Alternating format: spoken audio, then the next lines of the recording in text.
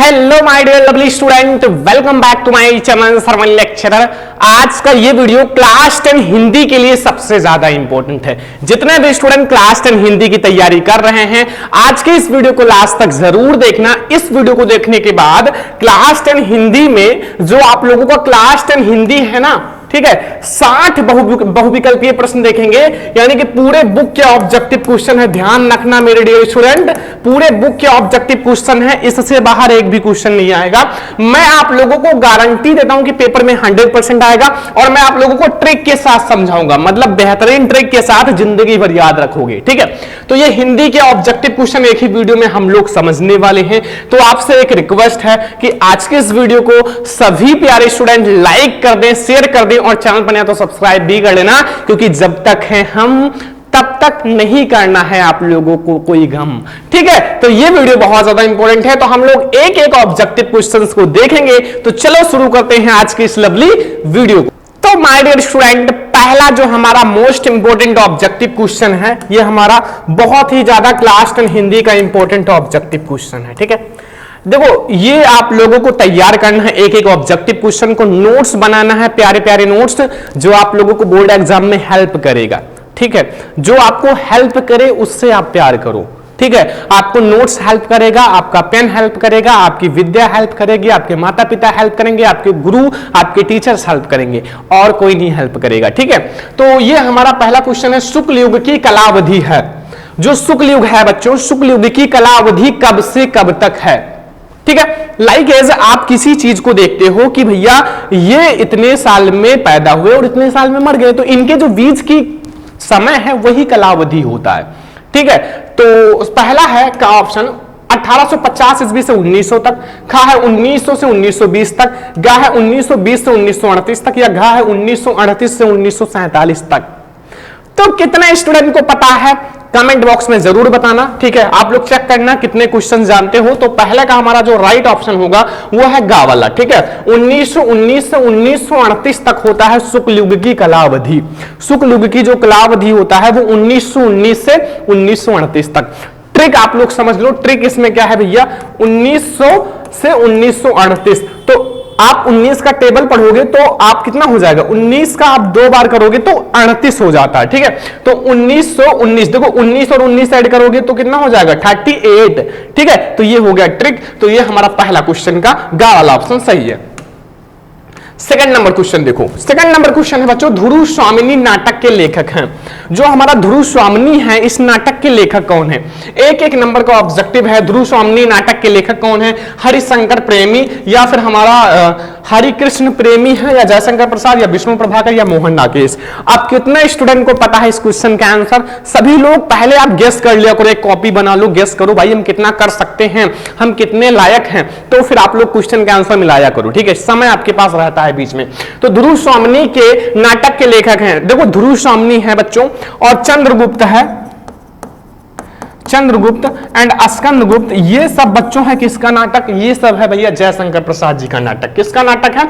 जयशंकर प्रसाद जी का। देखो इनके जो नाटक हैं काफी अच्छे अच्छे नाटक हैं, काफी सीख भी मिलती है, तो आप लोग पढ़ते रहो। इनके चैप्टर्स को भी, ममता चैप्टर शायद, हाँ ममता चैप्टर जयशंकर प्रसाद जी ने लिखा है क्लास 10th में। तो ये हमारा खा वाला ऑप्शन सही है। अगला क्वेश्चन गा वाला, गोदान किस युग का उपन्यास है? जो हमारा गोदान है वो किस युग का उपन्यास है? गोदान, तो गोदान हमारा शुक्ल युग का है, शुक्लोत्तर द्विवेदी युग या आधुनिक युग। तो जो हमारा गोदान है वो बच्चों हमारा शुक्ल युग का उपन्यास है। किस युग का है? शुक्ल युग का। ठीक है, शुक्ल युग का उपन्यास है। बच्चों कमेंट बॉक्स में बताना कि गोदान के लेखक कौन है। भाई आप लोगों को भी SW मिलना चाहिए साथ ही साथ, तो आप लोग कमेंट बॉक्स में बता देना भैया कि हमारे जो गोदान है उसकी रचना के लेखक कौन है। तो इसका का वाला ऑप्शन सही है। अगला क्वेश्चन आ जाओ भैया, 4 नंबर। यहां मुंशी प्रेमचंद्र द्वारा संपादित पत्रिकाएं हैं। जो हमारे मुंशी प्रेमचंद्र जी हैं उनके द्वारा जो हम संपादित पत्रिकाएं हैं वो कौन सी हैं? ऑप्शन नंबर का है मर्यादा और हंस, खा है छाया और प्रभा, सुधा और हंस, या सरस्वती। तो कितने प्यारे प्यारे स्टूडेंट को पता है कि हमारे जो मुंशी प्रेमचंद्र जी हैं उसके द्वारा जो संपादित पत्रिका कौन कौन सी थी? तो वो हमारा था मर्यादा और हंस, जो था वो हमारे किसके थे? मुंशी प्रेमचंद्र जी द्वारा संपादित पत्रिकाएं हैं। मर्यादा और हंस जो है वो मुंशी प्रेमचंद्र जी द्वारा संपादित पत्रिकाएं हैं। क्वेश्चन नंबर 5 है कीर्ति कंकाल के लेखक हैं। जो कीर्ति कंकाल है, कीर्ति कंकाल के लेखक कौन हैं? ऑप्शन नंबर क्या है? जयशंकर प्रसाद, मुंशी प्रेमचंद, राम कुमार वर्मा या मैथिली शरण गुप्त। तो कीर्ति कंकाल, कंकाल किसकी रचना है? मैंने आपको चैप्टर नंबर 2 यानी कि जयशंकर प्रसाद जी का जीवन परिचय पढ़ाया था, उसमें मैंने बताया था कंकाल, ठीक है, और बहुत सारी रचनाएं बताया था। तो वो जयशंकर प्रसाद जी की रचना है। किसकी रचना है? कंकाल जो है वो जयशंकर प्रसाद जी की रचना है। समझ में आ गया ना? कोई टेंशन नहीं है। तो क्वेश्चन नंबर 5 तक समझ में आ गया। अब हम लोग देखते हैं क्वेश्चन नंबर 6। तो माय डियर स्टूडेंट, अब हमारा क्वेश्चन नंबर 6 हम लोग देखते हैं। आप लोगों को अपनी लाइफ में इतना मेहनत करना है कि आप इतने कामयाब हो जाओ, खूब पैसा कमाओ, आपके मम्मी पापा का लेवल इतना हाई हो जाए कि लोग सोचें क्या बेटा है। अगर बेटा हो तो इसकी तरह हो। भाई मेहनत है, सारी चीजों में मेहनत है। जो आज आगे हैं वो मेहनत से हैं। किसी के पास क्या है? 100 करोड़ का संपत्ति है, किसी के पास 10 लाख का संपत्ति है। डिफरेंस क्या है? उनकी माइंड का, उनकी स्ट्रगल का, उनकी सोच का, बस। ठीक है, अगर आप गंदी सोच को रखोगे तो आप कभी भी आगे नहीं बढ़ पाओगे। ठीक है, एक टाइम ऐसा आएगा कि आप कहोगे काश मैं पढ़ लेता, काश मैं ये कर लेता, काश मैं ये कर लेता, तो आज मैं बहुत आगे होता। तो वो टाइम ना सोचना पड़े, इसलिए आज आप मेहनत कर लो। मजे करने के लिए पूरी जिंदगी बाकी है मेरे दोस्त। अब अगर आप हमारी एज देखो तो हम भी अभी बहुत बड़े नहीं हैं, बट हम अपने लाइफ में स्ट्रगल कर रहे हैं। मुझे बहुत अमीर बनना है। ऐसे आप लोग भी स्ट्रगल करो, आपको बहुत आगे जाना है, तब मजा आएगा। ठीक है, तो रस मीमांसा के लेखक कौन है? रस मीमांसा वेरी इंपॉर्टेंट है, वेरी इंपॉर्टेंट है। तो रस मीमांसा के लेखक कौन है? पहला चैप्टर मैंने आप लोगों को पढ़ाया है, गुंडे ही नहीं चलेगा। ठीक है, केवल यहां चलेगा तो शराफत, क्योंकि हम हैं तो यहां अच्छे से रहना पड़ेगा। ठीक है, तो यहां हमारा है आचार्य रामचंद्र शुक्ल, गुलाब राय या भगवत शरण उपाध्याय या फिर जय प्रकाश भारती। तो इसके हैं आचार्य रामचंद्र शुक्ल, बहुत ज्यादा इंपॉर्टेंट है।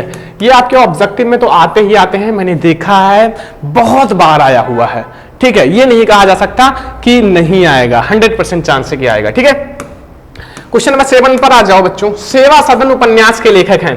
सेवा सदन तो सभी को पता है यार। सेवा सदन किसकी रचना है?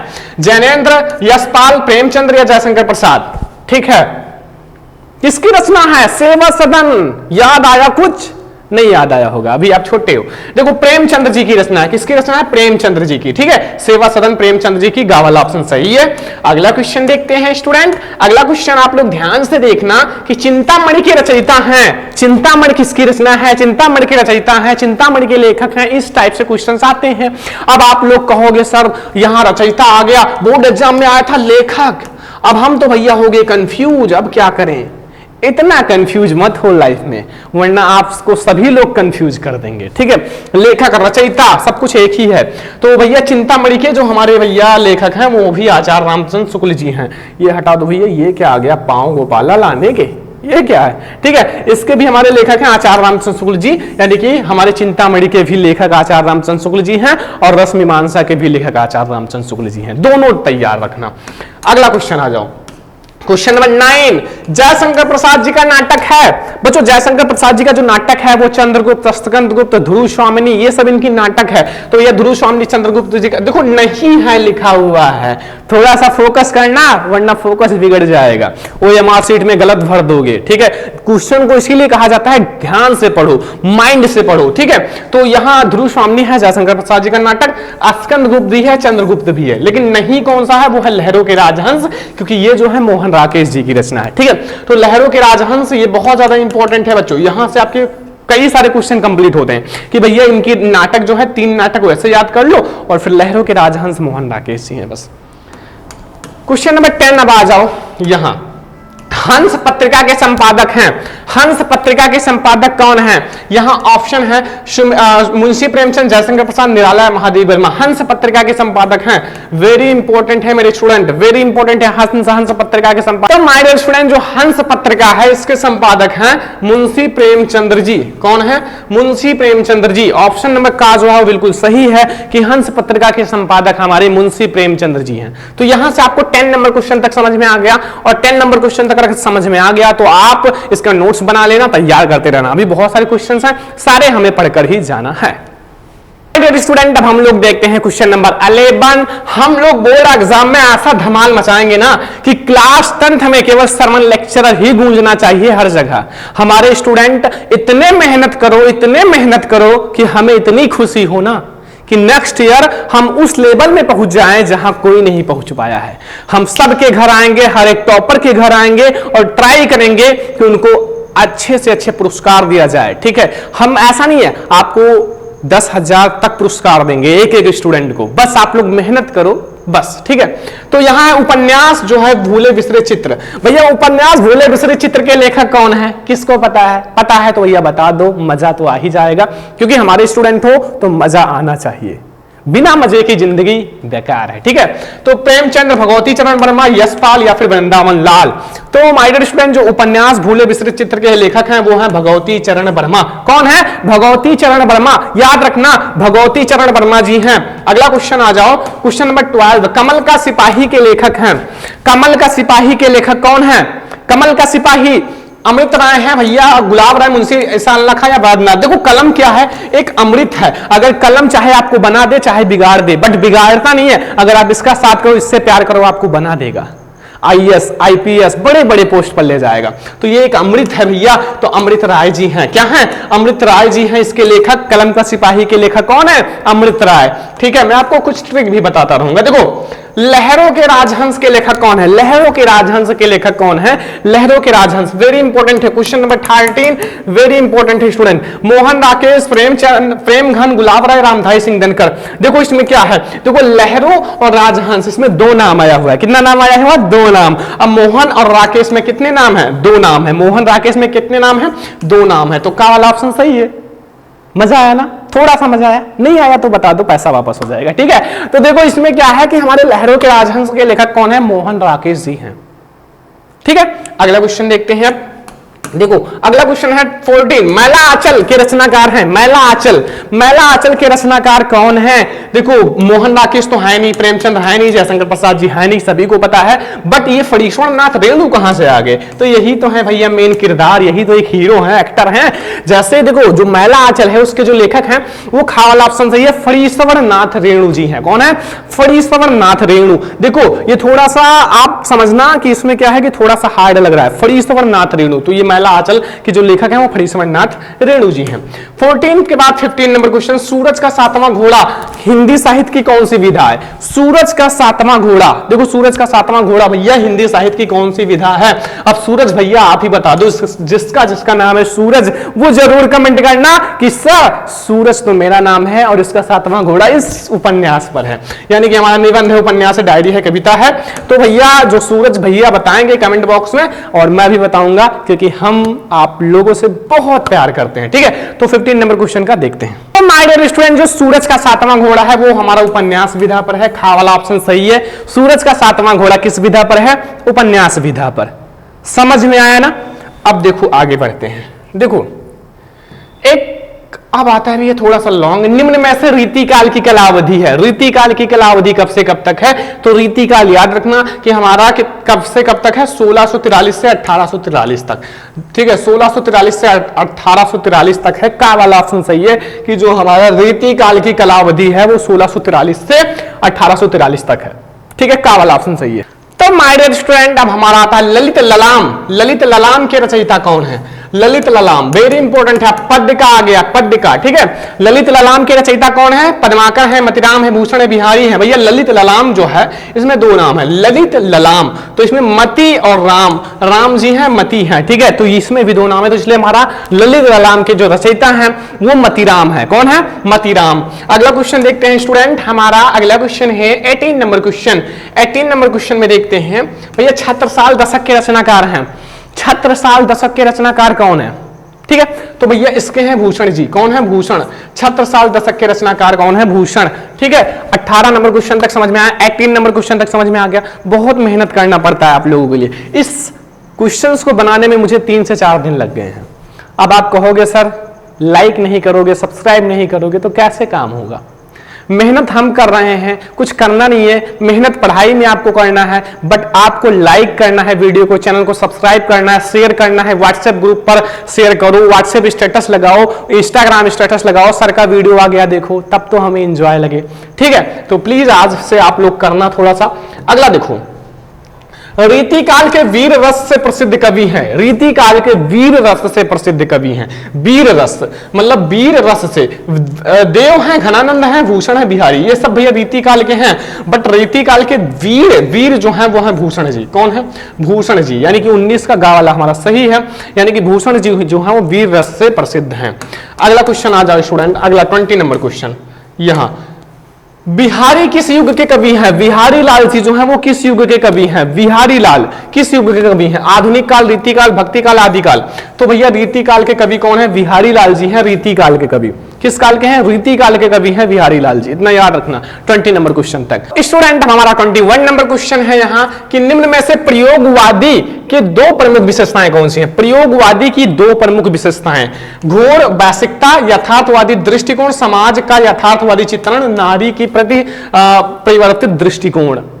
तो इसका कौन सा ऑप्शन सही होगा? इसमें दो ऑप्शन सही है, एक तो का वाला, एक तो का वाला, एक खा वाला, दोनों सही है, का और खा। OMR शीट में दो गोले में भैया आप काला करना, एक का वाला, ये का वाला, एक खा वाला, ठीक है, कोई दिक्कत नहीं है, यानी कि का और खा दोनों सही है। दो हमें बताना है ना, यहां दो सीधा लिखा हुआ है, ठीक है। अगला क्वेश्चन यहां आओ, साकेत महाकाव्य के रचयिता किसने हैं? यानी कि साकेत महाकाव्य की रचना किसने की? वेरी इंपॉर्टेंट है, ऑब्जेक्टिव कंप्लीट कर लो, फिर मैं गद्यांश, पद्यांश, संस्कृत सब कुछ पढ़ाऊंगा, धातु रूप, शब्द रूप, लेकिन पहले ऑब्जेक्टिव मैं समझा देता हूं। मैथिली शरण गुप्त, जयशंकर प्रसाद, हरिओद और नागार्जुन। तो मैथिली शरण गुप्त जी हैं। कौन है? मैथिली शरण गुप्त जी हैं साकेत महाकाव्य की रचनाकार।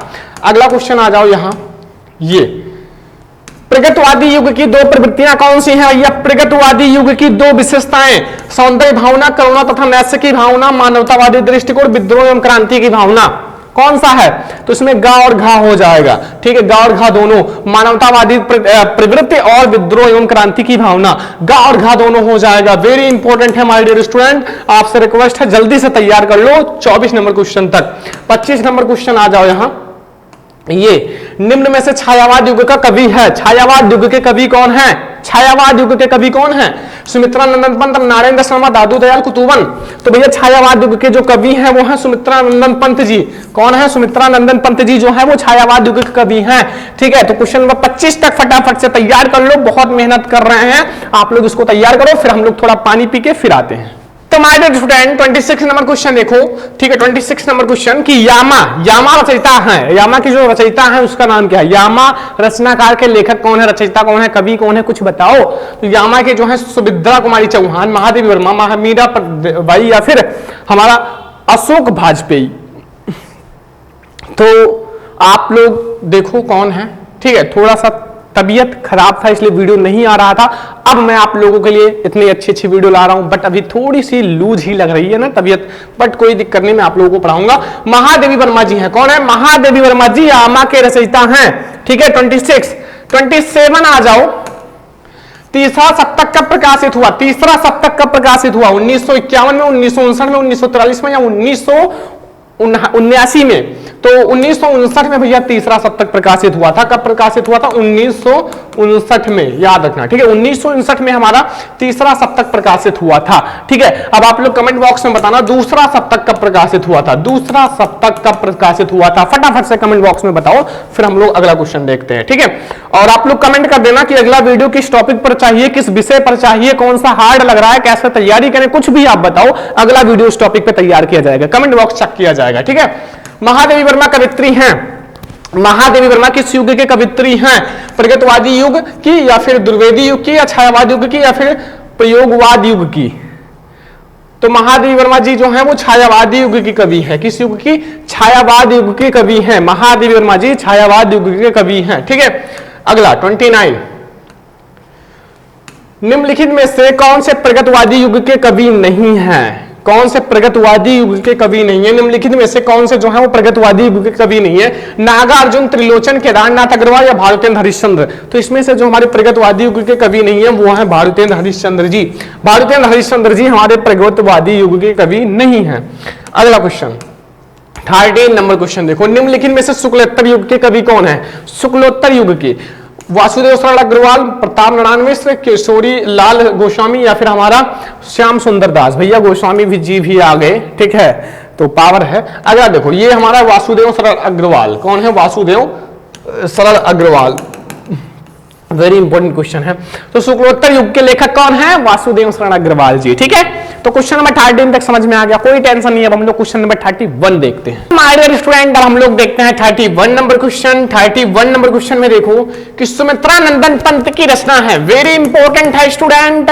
आप लोग मेहनत करो, सारे क्वेश्चन याद करो, और याद करने के बाद आपके अंदर जो है ऐसी खुशी मिलेगी ना, जो आप किसी के साथ मजे लेकर भी वो खुशी नहीं पाओगे। कितने भी स्टूडेंट एक साथ में बैठकर और बढ़िया से एंजॉय करो, खूब बात करो, लेकिन वो मजा नहीं आएगा जो ये 60 क्वेश्चन याद करने के बाद बोर्ड एग्जाम में पेपर में लिख कर आओगे फिर आएगा।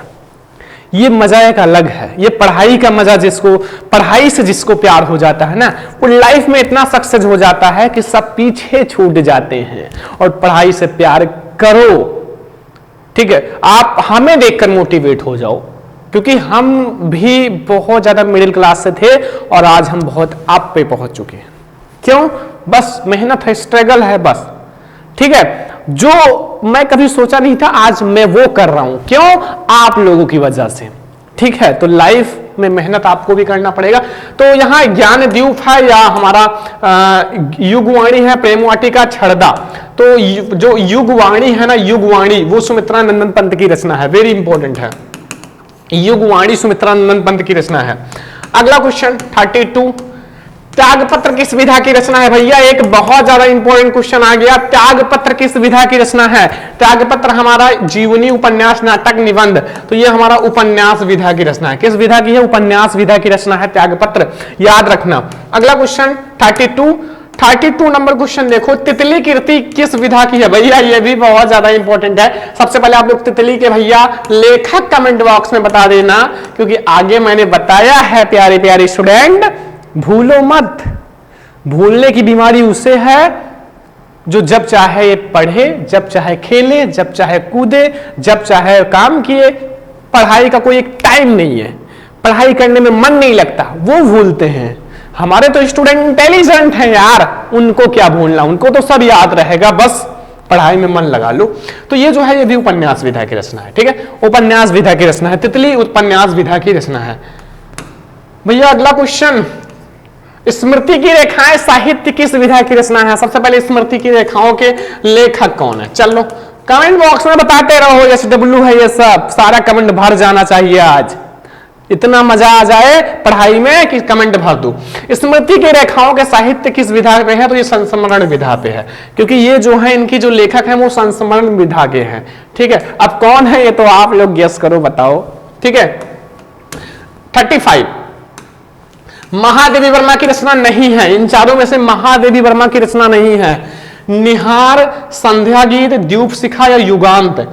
युगांत जो है ये महादेवी वर्मा जी की रचना नहीं है। युगांत जो है वो महादेवी वर्मा जी की रचना नहीं है, ठीक है, बस समझ में आ जाना चाहिए।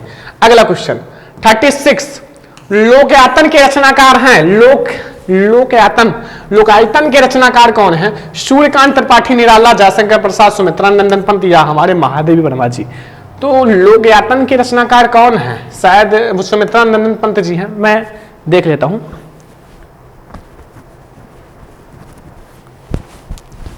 तो भैया इसके जो रचनाकार हैं वो सुमित्रा नंदन पंत जी ही हैं। अगर हम गेस करें और सही ना हो, ये तो हो नहीं सकता ना, तो ये हमारे सुमित्रा नंदन पंत जी हैं, ठीक है। आगे देखो, अब आगे भैया व्याकरण से क्वेश्चन 37 से।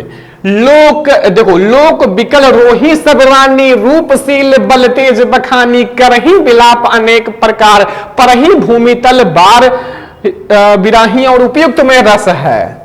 इसमें कौन सा रस है रे बाबा? देखो इसमें शोक है, शोक, यहां शोक आ गया भैया, रोना धोना आ गया। बस समझ जाना कि उसमें हमारा ना तो शांत है, ना हास मतलब हंसना है, ना अद्भुत है भैया, करुण रस है, क्योंकि करुण रस का अस्थायी भाव ही होता है शोक। क्या होता है? शोक। अगला क्वेश्चन 38, हंसी हंसी भांजे देख दूल्हा दिगंबर को, पाहुनी जो आवे हिमाचल की उछाल में, निम्न में रस है। हंसी हंस का मतलब क्या होता है? हंसना, और हंसना का मतलब होता है हास रस का स्थायी भाव, हास, हास का मतलब हंसना। तो भैया हंसी हंसी का मतलब होता है हास्य रस। दिस इज हास्य रस, ये हास्य रस है भैया, वेरी इंपॉर्टेंट है। जितने स्टूडेंट तैयार नहीं कर रहे हैं बाद में पछताओगे और फिर मिठाई नहीं पाओगे, क्योंकि टॉपर को मैं मिठाई खिलाऊंगा केवल, ठीक है, और जो 90% से ज्यादा रहेंगे उसी को मैं मिठाई खिलाऊंगा। तो 90% ले आओ, बहुत है हमारे लिए, और टॉपर्स का तो अलग से पुरस्कार रहेगा। हरिमुख मनहु मयंक में पंक्ति में कौन सा अलंकार है? भैया एक बात याद रखना कि जो ये मनहु है ना, मनहु शब्द यहां में आपको देखो, अगर आ जाए मनो, जनो, मनहु, जनहु, मनो, जनो, मनहु, जनहु, ये शब्द आ जाए तो ये सब है उत्प्रेक्षावाचक शब्द।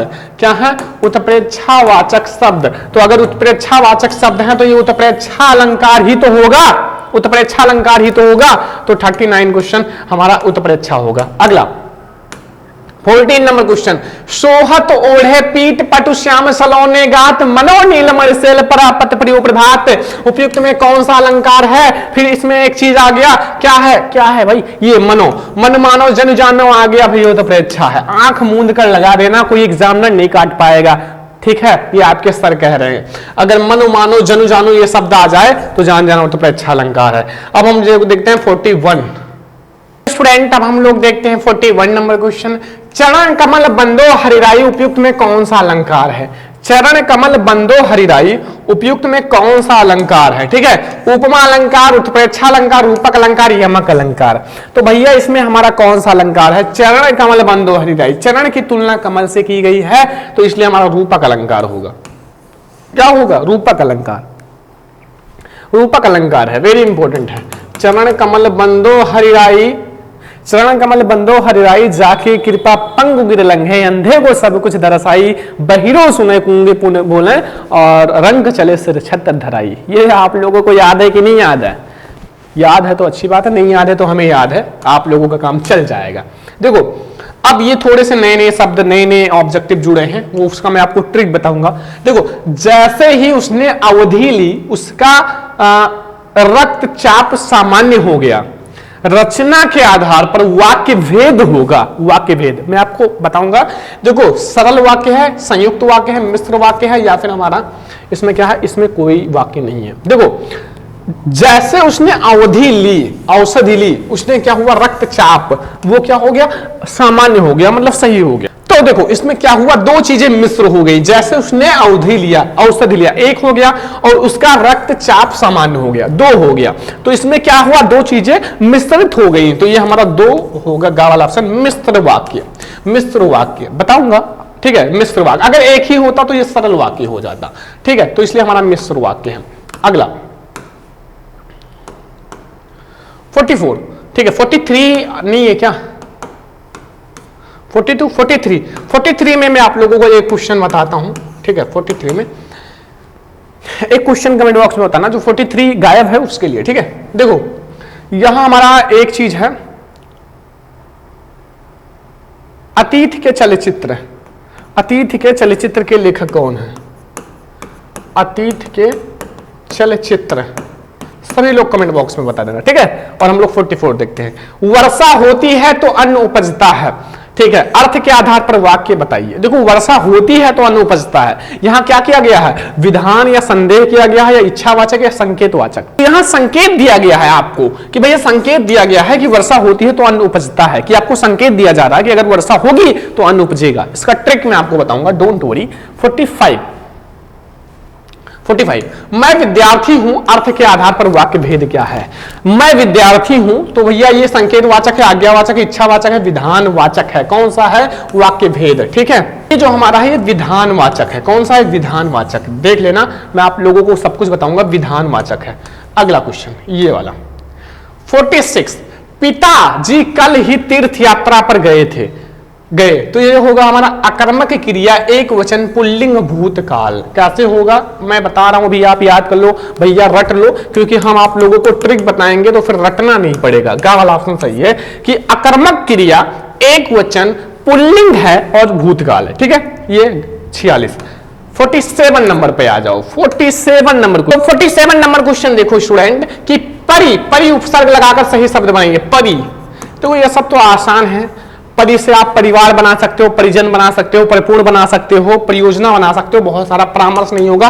परि ये वाला छोटी ई की मात्रा इसलिए नहीं है, पुरुषोत्तम इसलिए हमारा परिपूर्ण होगा। परिवार होता तो भी सही होता, परिजन होता तो भी सही होता, कोई दिक्कत नहीं है। ठीक है, तो का वाला ऑप्शन सही है, सही है ना? तो आप लोग तैयार कर लो, सही है, परेशान मत हो, क्योंकि हम आप लोगों के साथ मजाक कर रहे हैं। देखो 48 अनु उपसर्ग लगाकर सही शब्द बनाइए। अब अनु वाला आप लोग बनाओगे ना, आप लोग बनाओ, हम नहीं बनाएंगे। अब आप लोग बनाओ, आप लोगों को इतना करना पड़ेगा। अगर नहीं करोगे तो हम भी नहीं करेंगे, ठीक है, लेकिन करना पड़ेगा हमें, क्योंकि हम आप लोगों को पढ़ा रहे हैं। देखो अनुभाव हो जाएगा, क्योंकि अनु है ना, आगे अनु है तो इसलिए हमारा अनुभाव हो जाएगा। ठीक है, अनु लगाना है, अनु लगा के कुछ भी बनाओ, दाल भात पूरी सब्जी और कुछ है, पनीर, कुछ भी बनाओ, बट बनाओ। ठीक है, तो अनु से हमारा अनुभाव हो जाएगा, क्योंकि आगे क्या लगा हुआ है, अनु। भाई थोड़ा सा यहां लिख देते हैं अनु, ज्यादा नीचे जब झुकते हैं तो परेशानी होता है। ठीक है, लंबे हैं ना इसलिए। देखो शताब्दी का समास विग्रह है भैया। शताब्दी जो है वो हमारा 100 वर्षों का समूह होता है, 100 दिनों का नहीं होता है, और 100 महीनों का नहीं होता है, और इनमें से कोई नहीं होता। इसमें जो है 100 वर्षों का समूह होगा, 100 वर्ष मिलकर एक शताब्दी बनता है, 100 वर्ष। ठीक है, तो का वाला ऑप्शन सही है। अब अगला क्वेश्चन हम लोग 15 नंबर क्वेश्चन देखते हैं। गंगा यमुना का समास विग्रह होगा। अगर ये बीच में श्लेष लगा हुआ है तो गंगा यो और यमुना कर देना। अगर ऐसे आपका आ जाए माता पिता, माता पिता, तो माता और पिता कर देना, भाई बहन, भाई और बहन कर देना। ठीक है, टीचर मैडम आ जाए तो क्या करोगे, टीचर और मैडम कर देना, कोई दिक्कत नहीं है। ठीक है, तो ये हमारा है का वाला ऑप्शन सही है। ठीक है, अब अगला क्वेश्चन देखते हैं 51। स्टूडेंट अब हम लोग देखते हैं 51 नंबर क्वेश्चन। पंचवटी में कौन सा समास है, वेरी इंपॉर्टेंट है। पंचवटी में कौन सा समास है, कर्मधारय समास, द्वंद्व समास, द्विगु समास, तत्पुरुष समास। पंचवटी, पंचवटी में हमारा भैया द्विगु समास है। कौन सा समास है, द्विगु समास। गा वाला ऑप्शन सही है। ठीक है, अगला क्वेश्चन 52। अच्छी शब्द का तद्भव, तद्भव है, तद्भव शब्द होगा। अच्छी जो है वो हमारा तत्सम है, उसका तद्भव बताना है। ठीक है, तो क्या होगा यार, आंख होगा, नाक होगा, सॉरी कान होगा, भाव होगा, दांत होगा, सिर होगा, पांव होगा, हाथ होगा, कान होगा, क्या होगा, तो भैया वो होगा हमारा आंख। अच्छी का मतलब होता है आंख। ठीक है, ये सही रूप है। कपूर को कर्पूर कहा जाता है, सांप को सर्प कहा जाता है, सही रूप होता है सर्प। अगला 53। तालाब शब्द का तत्सम रूप है। तालाब शब्द का जो तत्सम रूप होता है वो तड़ाग होता है। क्या होता है, तड़ाग। तालाब शब्द का जो तत्सम रूप होता है वो तड़ाग होता है। ठीक है, अगला क्वेश्चन आ जाओ स्टूडेंट। यहां बादल शब्द के पर्यायवाची हैं। बादल, बादल शब्द के कौन है, पीलांग सस्य, तड़ित या चपला, अम्बुद या प्रयोद, या फिर वृष्टि या बौछार। तो अम्बुद या प्रयोद, अम्बुद या प्रयोद होगा 54 का। 55 आ जाओ। सतदल, उत्पल, वरिज किसके पर्यायवाची हैं। सतदल, उत्पल और वरिज किसके पर्यायवाची शब्द हैं, वेरी इंपॉर्टेंट है, किसके पर्यायवाची शब्द हैं। तो ये हमारे बच्चों कमल के हैं, किसके हैं, कमल, कमल। ठीक है, कमल की तरह सुंदर हो। अगला 56। निम्नलिखित में से कौन से अग्नि का पर्यायवाची है। अग्नि, अनल, अनिल, पावक, ज्वलस। हाँ ज्वलस, तो अग्नि का पर्यायवाची क्या है भाई, अग्नि। अग्नि का होगा अनिल, क्या होगा, अनिल, अनिल होगा अग्नि का पर्यायवाची। 57 आ जाओ बच्चों। तद पुल्लिंग शब्द का चतुर्थी विभक्ति एक वचन होगा। तद पुल्लिंग शब्द का चतुर्थी विभक्ति एक वचन जो होगा वो होगा तस्य। ये आएगा, ये 101% कह रहे हैं आएगा, ये मैं गारंटी ले रहा हूं आएगा। ये एक ही क्वेश्चन है और ये आएगा, मैं यार गारंटी ले रहा हूं आज। तस्य होगा, तस्य, तस्य होगा। ठीक है, का वाला ऑप्शन। 58 देखो। जिनके आगे ठहर सके जंगी न जहाजी, ये वही प्रसिद्ध छत्रपति भूप शिवाजी पंक्ति में छंद है। भाई कौन सा छंद है, पढ़े हो, कभी किताब उठाए हो, नहीं उठाए हो तो उठा लो, पेपर याद कर रहा है आपको। ठीक है, उठा लो, पास नहीं टॉपर बनो। रोला है, कुंडलियां हैं, सोरठा है या फिर हमारा दोहा है? इसमें हमारा रोला है। कौन है? रोला है। मात्राएं गिन लेना, बस हो जाएगा काम। रोला है। 59, अंबर और वसन किस शब्द का पर्यायवाची है? अंबर और वसन। वसन का मतलब क्या होता है? वसन का मतलब होता है व्यसन, व्यसन का मतलब होता है कपड़ा, और अंबर का मतलब क्या होता है? कपड़ा। अगर व्यसन का मतलब कपड़ा तो अंबर का मतलब कपड़ा। तो ये इसका मतलब यह है कपड़े का पर्यायवाची शब्द। किसका? कपड़े का। खा वाला ऑप्शन, कपड़े का। अब भैया लास्ट क्वेश्चन, जिसका तुम्हें था इंतजार, लास्ट क्वेश्चन आ गया। आप लोगों को वही सोच रहे होंगे कि काश जल्दी लास्ट क्वेश्चन आता और फिर हम चलते बढ़िया एंजॉय करते, मार्केट चलते, मैच खेलते, ये करते वो करते, तो इसलिए आ गया। ठीक है। अब हमें ये नहीं पता आप कितने क्वेश्चन पढ़े, कितने समझ में आया, ये मुझे नहीं पता, बट जिसका तुम्हें इंतजार था फाइनली वो घड़ी आ गया। गाना मुझे उतना याद नहीं है बट बना दिए। अनुचर शब्द में प्रयुक्त उपसर्ग है। अनुचर शब्द में प्रयुक्त उपसर्ग है। अनुचर, उपसर्ग का मतलब होता है जो आगे जुड़ा होता है। तो अनुचर में अनु जुड़ा हुआ है ना, तो अनु हो जाएगा, अनु हो जाएगा। एक गाना आप लोगों के लिए है, जो हमारे प्यारे प्यारे स्टूडेंट हैं, जो हमसे बहुत ज्यादा प्यार करते हैं, उनके लिए, कि मैं जिस दिन भुला दूं तेरा प्यार दिल से, वो दिन आखिरी हो मेरी जिंदगी का। तो अगर मैं आप लोगों को भुला दूं तो वो हमारा आखिरी दिन होगा। ये मैं कहना चाहता हूं कि मैं जिस दिन भुला दूं तेरा प्यार दिल से, वो दिन आखिरी हो मेरी जिंदगी का। आप हमारे जिंदगी का सबसे बड़ा हिस्सा हो, और आप लोगों के लिए ये गाना था। कैसा लगा कमेंट बॉक्स में जरूर बताना। और आज हम काफी खुश हैं क्योंकि आप लोग बहुत अच्छे से तैयारी कर रहे हो। तो इस वीडियो को सारे student like share and subscribe जरूर कर लेना। ज्यादा से ज्यादा आप वीडियो को शेयर करना, WhatsApp status, Instagram status, Facebook status, हर जगह लगाना है, और उस वीडियो पे बहुत अच्छा व्यू जाना चाहिए। फिर मैं आपको हर एक सब्जेक्ट का ऑब्जेक्टिव लाऊंगा, 100 200 ऑब्जेक्टिव लाऊंगा, बट पहले इस पे हमें प्यार दिखाओ। इस वीडियो को लाइक शेयर एंड सब्सक्राइब कर देना। हम लोग मिलेंगे नेक्स्ट इंपॉर्टेंट वीडियो में, तब तक के लिए जय हिंद।